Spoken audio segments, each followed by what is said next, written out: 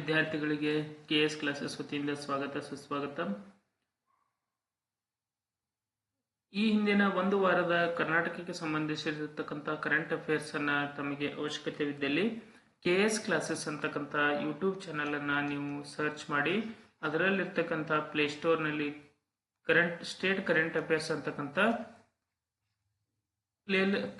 Playlist ಅಲ್ಲಿ ನಿಮಗೆ ಒಂದು ವಾರದ ಎಲ್ಲಾ ಕರ್ನಾಟಕಕ್ಕೆ ಸಂಬಂಧಿಸಿರ್ತಕ್ಕಂಥ ಕರೆಂಟ್ ಅಫೇರ್ಸ್ ನಿಮಗೆ ಲಭ್ಯವಾಗುತ್ತೆ. ನೀವು ಅದನ್ನ ನೋಟ್ ಕೂಡ ಮಾಡ್ಕೊಳ್ಬಹುದು, ಕ್ಲಾಸಸ್ ಕೂಡ ಕೇಳಬಹುದು.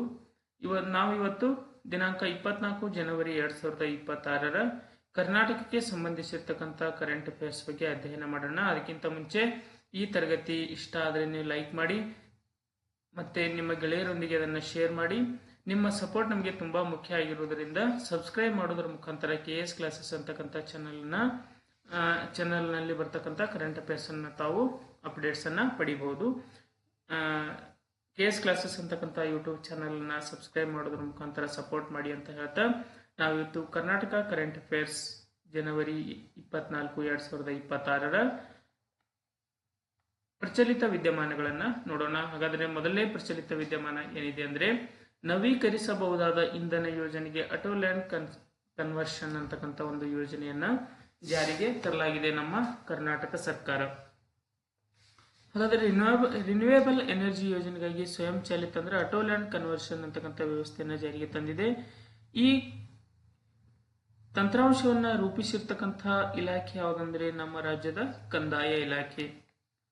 ಸೌರ ಅಥವಾ ಪವನ ಶಕ್ತಿ ಯೋಜನೆಗಳನ್ನು ಕೈಗೊಳ್ಳುವವರು ಭೂ ಪರಿವರ್ತನೆಗಾಗಿ ಕಾಯುವ ಅಗತ್ಯವನ್ನು ತಪ್ಪಿಸುವ ಉದ್ದೇಶದಿಂದ 30 ದಿನಗಳ ಗಡುವಿನ ಒಳಗಾಗಿ ಜಿಲ್ಲಾಧಿಕಾರಿಗಳು ಅನುಮೋದನೆ ನೀಡದಿದ್ದರೆ ಅದು ಸ್ವಯಂ ಚಾಲಿತವಾಗಿ ಅನುಮೋದನೆಗೊಳ್ಳುವ ವ್ಯವಸ್ಥೆಯನ್ನ ಇದು ಹೊಂದಿದೆ. ಹಾಗಾದರೆ ಇದರ ಹಿನ್ನೆಲೆ ಮತ್ತು ಉದ್ದೇಶವನ್ನ ನೋಡುವುದಾದರೆ, ಈ ಮೊದಲು ಕೃಷಿ ಭೂಮಿಯನ್ನ ಕೈಗಾರಿಕಾ ಉದ್ದೇಶಕ್ಕಾಗಿ ಬಳಸಲು ಜಿಲ್ಲಾಧಿಕಾರಿಗಳಿಂದ ಅನುಮತಿ ಪಡೆಯಲು 6 ರಿಂದ 8 ತಿಂಗಳು ಬೇಕಾಗ್ತಿತ್ತು. ಆದರೆ ಈಗ ಇದನ್ನು ಸರಳಗೊಳಿಸಿ ಭ್ರಷ್ಟಾಚಾರ ಮುಕ್ತವಾಗಿಸಲು ಈಸ್ ಆಫ್ ಡೂಯಿಂಗ್ ಬಿಸಿನೆಸ್ ಉತ್ತೇಜಿಸಲು ಕಂದಾಯ ಇಲಾಖೆಯು ಹೊಸ ತಂತ್ರಾಂಶವನ್ನ ಅಭಿವೃದ್ಧಿಪಡಿಸಿದೆ. ಪ್ರಮುಖ ನಿಯಮಗಳು ಮತ್ತು ವಿಶೇಷತೆಗಳು ಏನೇನಿದೆ ಅನ್ನೋದನ್ನ ನೋಡೋದಾದ್ರೆ, ಈ ಕಾಯ್ದೆಯನ್ನ ತಿದ್ದುಪಡಿ ಮಾಡಿ ಕರ್ನಾಟಕ ಭೂ ಕಂದಾಯ ಕಾಯ್ದೆ 1964 ಸೆಕ್ಷನ್ 95ಕ್ಕೆ ತಿದ್ದುಪಡಿ ಮಾಡಿ ಈ ಬದಲಾವಣೆಯನ್ನು ತರಲಾಗಿದೆ. ಇದಕ್ಕೆ 30 ದಿನಗಳ ಗಡುವನ್ನು ನೀಡಲಾಗಿದ್ದು, ಆನ್ಲೈನ್ ಅರ್ಜಿ ಸಲ್ಲಿಸಿದ 30 ದಿನದ ಒಳಗಾಗಿ ಜಿಲ್ಲಾಧಿಕಾರಿಗಳು ಈ ಕುರಿತು ನಿರ್ಧಾರವನ್ನ ತೆಗೆದುಕೊಳ್ತಾರೆ. ಒಂದು ವೇಳೆ ಯಾವುದೇ ಕ್ರಮವನ್ನು ತೆಗೆದುಕೊಳ್ಳದೆ ಇದ್ದರೆ ಪರಿಭಾವಿತ ಭೂ ಪರಿವರ್ತನೆ ಅಂದ್ರೆ ಕೃಷಿ ಭೂಮಿಯನ್ನ ವಾಣಿಜ್ಯ ಉದ್ದೇಶಕ್ಕಾಗಿ ಬಳಕೆ ಮಾಡ್ತಕ್ಕಂಥ ಅದನ್ನ ಕನ್ವರ್ಟ್ ಮಾಡ್ತಕ್ಕಂಥ ಒಂದು ಅರ್ಜಿಯನ್ನ 30 ದಿನಗಳ ಒಳಗಾಗಿ ಜಿಲ್ಲಾಧಿಕಾರಿಗಳು ಪರ್ಮಿಷನ್ ಕೊಡದೇ ಇದ್ರೆ ಅದು ತಾನಾಗಿಯೇ ಜನರೇಟ್ ಆಗುತ್ತೆ ಎಂದು ಪರಿಗಣಿಸಬಹುದು ಅಂತಕ್ಕಂಥ ವಿಷಯವನ್ನ ಇಲ್ಲಿ ಪ್ರಸ್ತಾಪ ಮಾಡಲಾಗಿದೆ. ಇದು ಸೌರ ಯೋಜನೆ, ಪವನ ಯೋಜನೆ, ಹೈಬ್ರಿಡ್ ಬಯೋಮಾಸ್, ತ್ಯಾಜ್ಯದಿಂದ ಇಂಧನ ತಯಾರಿಸುವ ಯೋಜನೆಗಳಿಗೆ ಇದು ಅನ್ವಯಿಸುತ್ತೆ.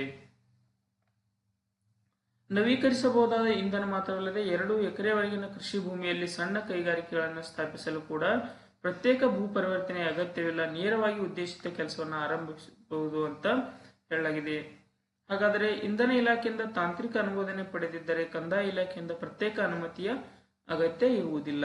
ಭಾರತ 2030ರೊಳಗೆ 500 ಗಿಗಾವ್ಯಾಟ್ ನವೀಕರಿಸಬಹುದಾದ ಇಂಧನ ಉತ್ಪಾದಿಸುವ ಗುರಿಯನ್ನು ಹೊಂದಿದ್ದು, ಕರ್ನಾಟಕದ ಪಾಲು ಬಹಳ ವಿಶೇಷವಾಗಿದೆ.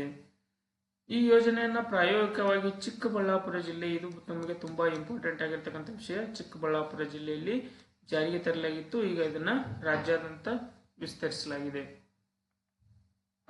ಹಾಗಾದ್ರೆ ಕರ್ನಾಟಕಕ್ಕೆ ಸಂಬಂಧಿಸಿರ್ತಕ್ಕಂಥ ಇನ್ನೊಂದು ವಿಶೇಷವಾಗಿರ್ತಕ್ಕಂಥ ವಿದ್ಯಮಾನ ಏನಂದ್ರೆ, ಪರ್ಸನ್ಸ್ ಇನ್ ನ್ಯೂಸ್ ಅಲ್ಲಿ ನೀವು ಇದನ್ನ ನೋಡಬಹುದು.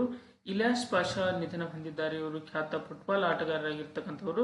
ಎಲ್ಲಿ ನಿಧನ ಹೊಂದಿದ್ದಾರೆ ಅಂದ್ರೆ ನಮ್ಮ ಕರ್ನಾಟಕದ ಬೆಂಗಳೂರಿನಲ್ಲಿ ಇವರು ನಿಧನವನ್ನ ಹೊಂದಿರ್ತಾರೆ. ಭಾರತದ ಮಾಜಿ ಫುಟ್ಬಾಲ್ ಆಟಗಾರ ಮತ್ತು ದಕ್ಷಿಣ ಭಾರತದ ಖ್ಯಾತ ಡಿಫೆಂಡರ್ ಇಲಿಯಾಸ್ ಪಾಷಾರವರು ಜನವರಿ 22ರಂದು ರಾತ್ರಿ ಬೆಂಗಳೂರಿನಲ್ಲಿ ನಿಧನ ಹೊಂದಿದ್ದಾರೆ. ಇವರು 1993ರಿಂದ 95ರಲ್ಲಿ ಬೆಂಗಾಲ್ ತಂಡದ ಪರವಾಗಿ ಸಂತೋಷ್ ಟ್ರೋಫಿಯನ್ನ ಗೆದ್ದಿದ್ರು. ಈಸ್ಟ್ ಬೆಂಗಾಲ್ ಜೀವಮಾನ ಸಾಧನೆ ಪ್ರಶಸ್ತಿಯನ್ನ 2012ರಲ್ಲಿ ಕೂಡ ಇವರು ಪಡೆದಿದ್ರು. ಹಾಗಾದರೆ ಇವರ ವಿವರಗಳನ್ನು ನೋಡುವುದಾದರೆ, ಜನವರಿ 22, 2024 ಸ್ಥಳ ಬೆಂಗಳೂರು, ವಯಸ್ಸು 61, ದೀರ್ಘಕಾಲದ ಅನಾರೋಗ್ಯ ಅಥವಾ ಕ್ಯಾನ್ಸರ್ನಿಂದ ಇವರು ಬಳಲ್ತಾ ಇದ್ರು. ಭಾರತದ ಫುಟ್ಬಾಲ್ ಫೆಡರೇಷನ್ ಮತ್ತು ಬೆಂಗಳೂರು ಜಿಲ್ಲಾ ಫುಟ್ಬಾಲ್ ಸಂಸ್ಥೆ ಇವರ ನಿಧನಕ್ಕೆ ಸಂತಾಪವನ್ನ ಸೂಚಿಸ್ತಾ ಇದೆ.